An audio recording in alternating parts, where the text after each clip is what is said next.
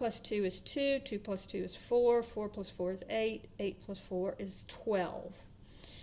Now, from 12.5 to 13.5 is an increase of 1 foot. This one is an increase of 1 foot, 14.5 to 13.5. And then 14.5 to 16.5, that's an increase of 2. And this is also an increase of 2. Now, notice that because they're not consistent in this table on what their delta x's are, the delta y's change as well.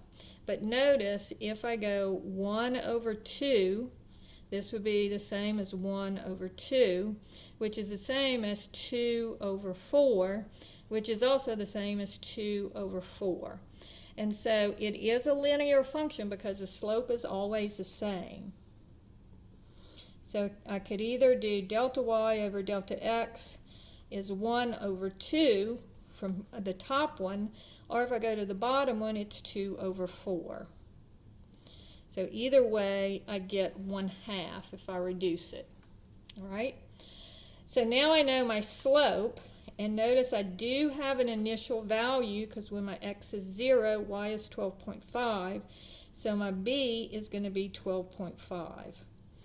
So my growth rate for my tree, so g of t, is going to be 1/2 t plus 12.5. So my initial value plus every month I'm growing 1/2 foot. All right. So if they said, what's the growth, what will the tree be at the end of 10 months? So that would be 1/2 times 10 plus 12.5.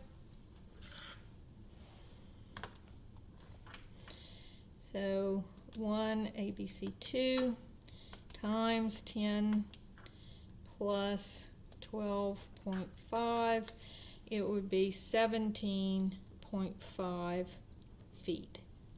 And notice again that my slope here is in feet per month. This is the number of feet the tree, the height of the tree, and this is the number of months that you're going from this initial value. All right?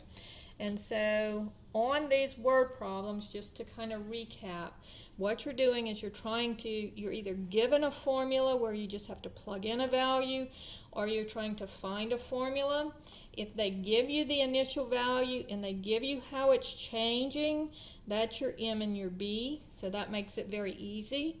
Sometimes, though, they don't give you the M and the B, but you can find it by looking at the change in the X over the change in the Y. And then, again, make sure that when they give you a year, that first year is always times 0, okay? And then on this one, they give you a table, but you can see the delta Y over the delta X. And again, they give you that initial value, so that gives you what your B is. And then the last thing is, whenever you're looking at your slope is always going to be whatever your Y is measured in, so feet per month. This one is songs per month, all right? This one up here is in meters per second. So it tells you what everything is measured in. So that is the end of linear functions.